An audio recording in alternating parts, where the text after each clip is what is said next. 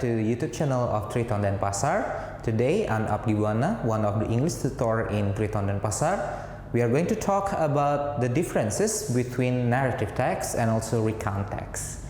Nah, adik-adik, pada video kali ini kita akan membahas tentang perbedaan dari teks naratif dan juga teks recount.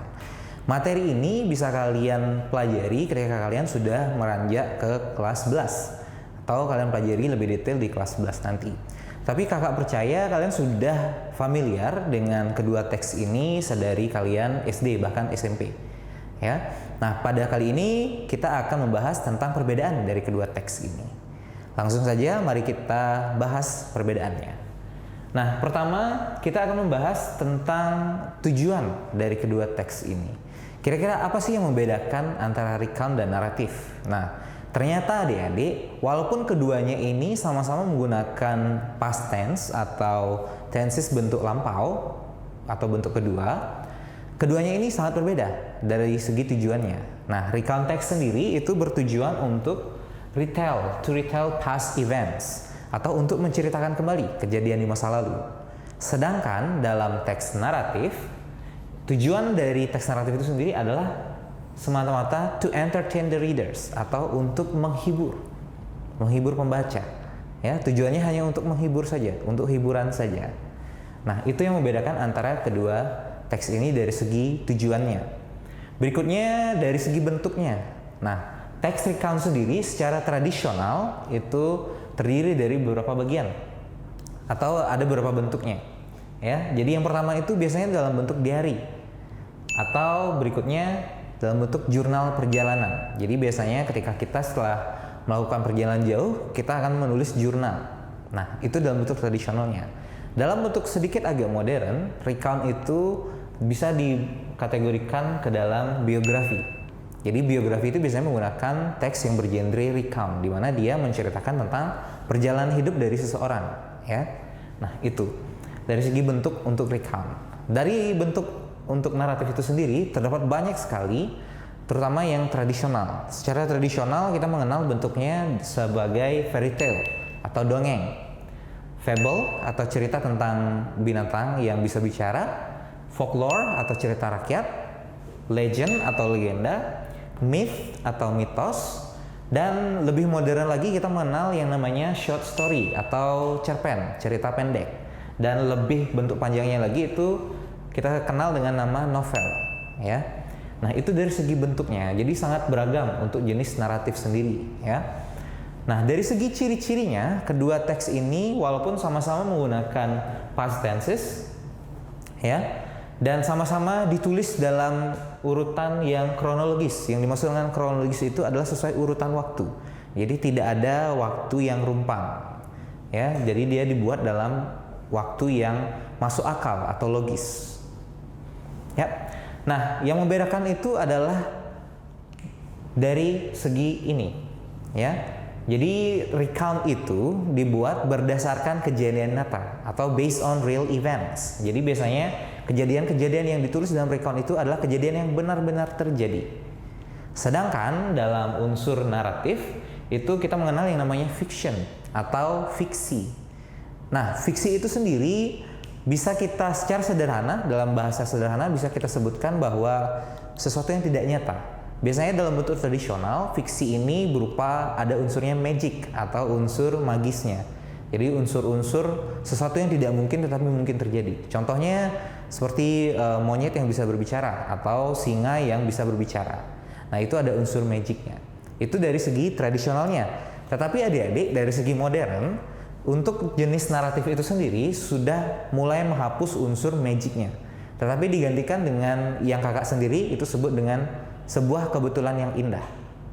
Nah, yang dimaksud dengan kebetulan yang indah itu adalah sebuah kejadian yang benar-benar sesuai dengan ekspektasi atau itu kejadian yang sangat sebuah kebetulan tapi dia sangat bagus. Contohnya seperti ini. Dalam cerita pendek itu diceritakan bahwa misalkan kalian itu berangkat ke sekolah dan kalian sudah terlambat. Nah, di depan ruang kelas itu ternyata sedang ada cleaning service yang sedang mengepel dan dia lupa menaruh tanda di sana. Jadilah lantai itu licin. Nah, teman-teman kalian sedang berkumpul di depan kelas. Nah, kalian buru-buru ingin masuk ke kelas, karena lantai licin, maka kalian akan terjatuh. Logikanya seperti itu kan. Nah, tetapi dalam cerita pendek, apalagi dalam genre yang romansa, itu biasanya sebelum kalian jatuh, ya, sebelum kalian mau terpleset, itu biasanya ada unsur kebetulan yang indah, di mana mungkin orang yang kalian taksir itu akan memegang kalian, jadi kalian tidak akan terjatuh. Mirip seperti sinetron kan. Nah, itu dari segi kebetulan yang indah. Sedangkan dalam dunia nyata, kemungkinan hal tersebut untuk terjadi itu sangat kecil. Biasanya bahkan ketika kalian akan terpleset, malah kalian akan basah kuyup. Dan teman-teman kalian akan melihat kalian. Ya, bukannya membantu kalian ketika kalian mau akan terjatuh. Tapi ketika sudah terjatuh baru dibantu. Jadi itu yang kakak maksud dengan sebuah kebetulan yang indah dari naratif itu sendiri di genre yang lebih modern atau di bentuk yang lebih modern. Nah, berikutnya adik-adik, yang paling jelas membedakan antara text recount dan juga text naratif itu adalah dari time signalnya atau dari petunjuk waktunya. Nah, dalam text recount itu biasanya menggunakan waktu atau petunjuk waktu yang bisa dilacak. Ya, contohnya last week, minggu lalu itu masih bisa dilacak. Ya, jadi itu tidak terlalu mengada-ngada kapan kejadiannya itu. Sedangkan dalam teks naratif itu ada istilah seperti ini, once upon a time, a long time ago, dan one day. Yang paling sering digunakan itu adalah once upon a time, yang kalau kita translate ke dalam bahasa Indonesia itu menjadi pada suatu kala. Nah, pada suatu kala itu tidak bisa kita lacak. Kapankah itu? Kala yang mana? Ya, kita tidak bisa melacaknya. Maka dari itu, jika kalian menemukan soal atau menggunakan sebuah teks dalam past tenses atau yang menggunakan past tenses, ketika diawali dengan once upon a time, sudah bisa dipastikan itu tergolong ke dalam naratif. Ya, sudah bisa dipastikan itu tergolong dalam naratif. Dan ketika ditanya tujuannya apa, untuk menghibur saja. Ya, nah itu perbedaannya dari segi karakteristik. Kita lanjutkan dengan strukturnya. Nah, adik-adik, sama seperti penjelasan tentang teks deskriptif dan juga report, ternyata struktur dari kedua teks ini, recount dan naratif, itu hampir mirip. Yang membedakan hanya bagian tengahnya atau istilah tengahnya. Nah, keduanya sama-sama diawali dengan orientation atau pengenalan dari tokoh atau karakter yang terlibat dalam kedua teks ini. Terus diakhiri dengan reorientation. Reorientation itu dimana pengenalan kembali atau peninjauan kembali tokoh-tokoh yang terlibat dan juga kejadian-kejadiannya. Tetapi yang membedakan adalah setelah pengenalan itu. Dari text recount itu kita mengenal yang namanya sequence of events atau kejadian-kejadiannya. Jadi diberikan kejadian-kejadian yang terjadi di sana, ya, dalam urutan waktu yang kronologis. Sedangkan dalam unsur naratif itu kita mengenal yang namanya complication dan juga resolution. Complication itu sendiri berarti adanya masalah atau problems, dan resolution itu adanya solusi.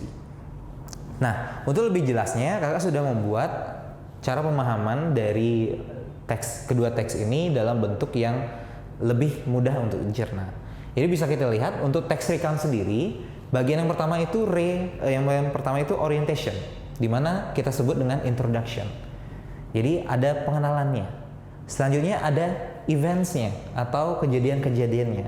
Dan yang terakhir biasanya diakhiri dengan personal impression. Yang dimaksud dengan personal impression itu adalah kesan. Nah, sama seperti ketika kalian membuat sebuah jurnal, maka pada bagian akhir kalian akan memberikan kesan keseluruhan tentang perjalanan itu. Misalkan, at the end I feel very tired because of this journey.